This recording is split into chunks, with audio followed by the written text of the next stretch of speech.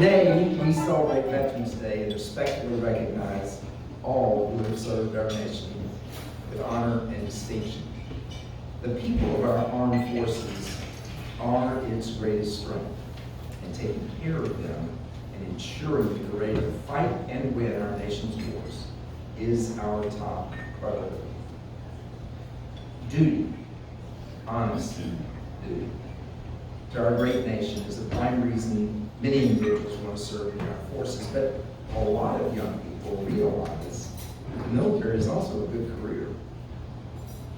Today, sadly, less than 1% of our nation serves in the military, but 100% of those who serve volunteer to do so. These young people are driven. They have a sense of purpose in what they do, and they do so with a servant's heart.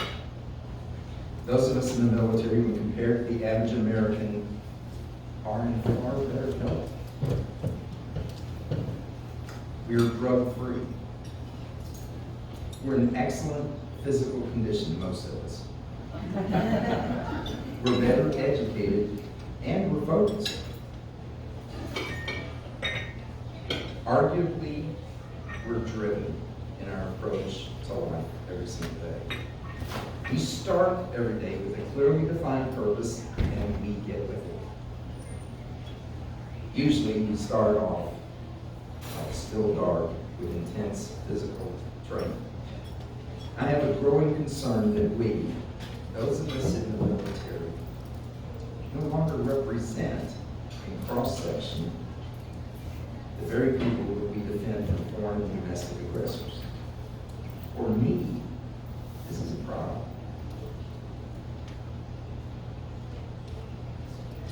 It's serious, and I think we need to correct it. I think I've got an idea. I'm told that 61% of those who serve are more likely to have been exposed to the military life through friends and family. Veterans, you see, have first-hand knowledge of the benefits of a military career and can bridge the gap between those who are familiar with military life and those who have never considered the military as a career.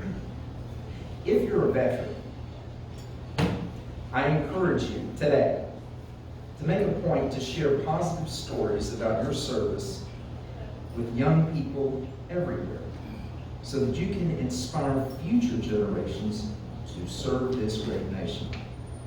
Tell these wonderful young people the stories about your service. Share with them what you've learned in the military that helped shape you to the incredible individual that you are. Your life experiences are, quite frankly, extremely interesting to them. And what you have to say is extremely important to today's youth. They're ready to hear what you say.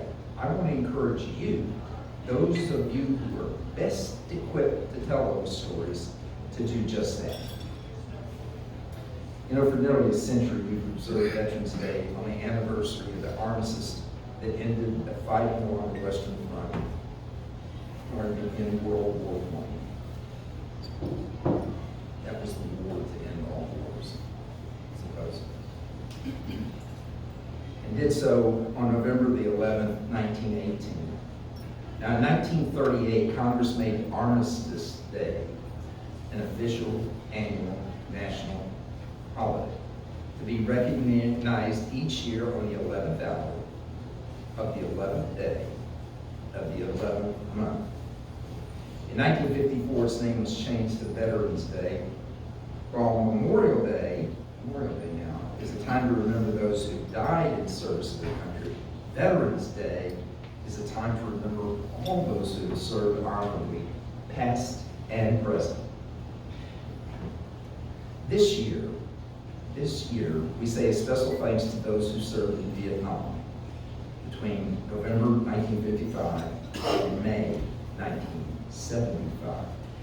As we commemorate the 50th anniversary, it's amazing to me, 50 years passed since Vietnam ended. I was in college, and I remember I I actually signed up before I graduated from college, waiting to get here. As we commemorate the 50th anniversary of the war, we'll call to remember those who served and sacrificed for our country. Many of you remember the Nixon-Kennedy debates on TV. How many of you remember those debates? You remember when Nixon was sweating profusely, and I thought he was going to pass out. And Kennedy was calm, cool, and collected.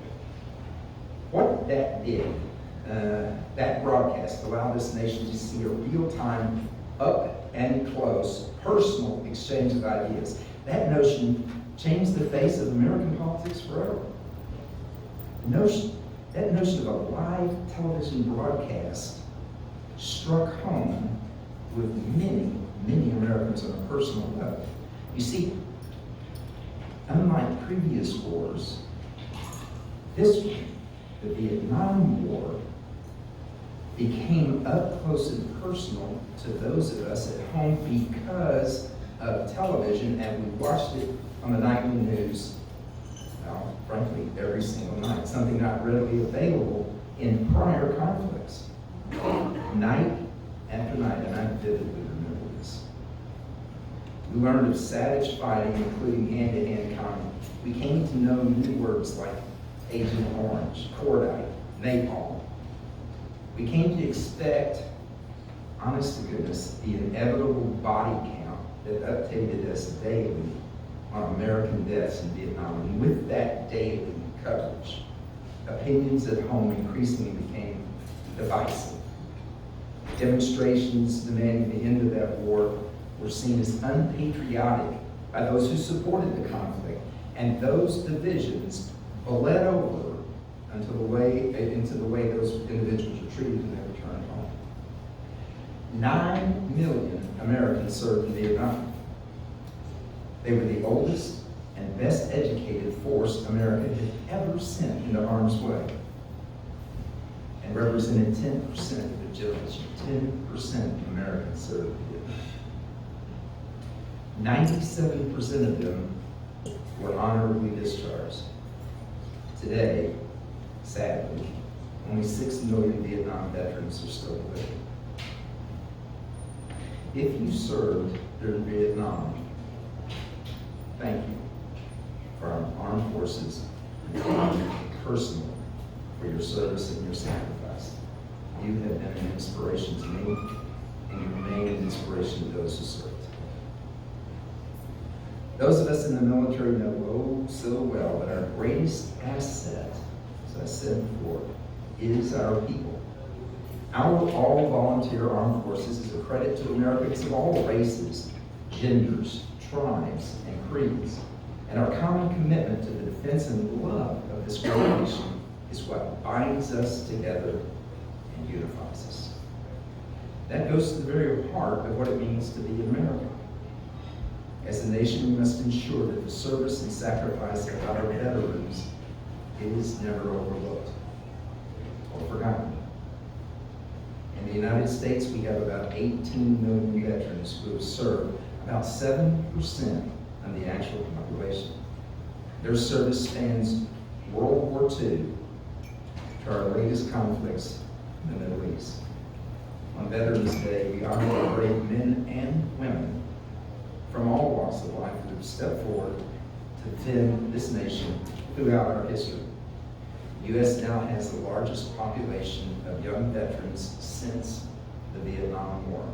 We owe it to these men and women to make sure they transition from active duty to finding meaningful civilian employment, regardless of the military branch in which our veterans have served. And by that I mean Army, Navy, Air Force, Marines, Coast Guard, and Space Force. This day belongs to them. Generations of patriots have dedicated themselves to the defense of our country to make us stronger and more resilient as a nation. Soldiers, sailors, airmen, Marine, Coast Guardmen, and Space Force individuals live by the nation's value of loyalty, duty, respect, selfless service, honor, integrity, and personal courage. They do not leave behind their values and skills when they transition to civilian life, maintaining a lifelong identification with the military. We don't want veterans to see themselves as former military, but as heroes for life, maintaining a lifelong identification with the military.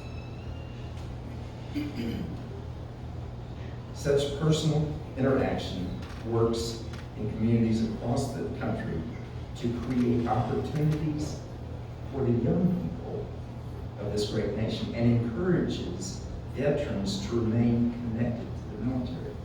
Right now, all around the country, veterans from all services are teachers, doctors, engineers, lawyers, social workers, community leaders, ministers, first responders, and elected officials. They continue to serve our communities by making positive contributions, binding together individuals in common service of this great nation. They inspire future generations. Our nation's veterans throughout our history have kept us free, returned home, and continue to serve our nation in a multitude of different ways. Today, we say thank you to them all. Ladies, thank you very much for inviting me here today. And to my fellow veterans, thank you for your service. May the Lord richly bless you, and may God continue to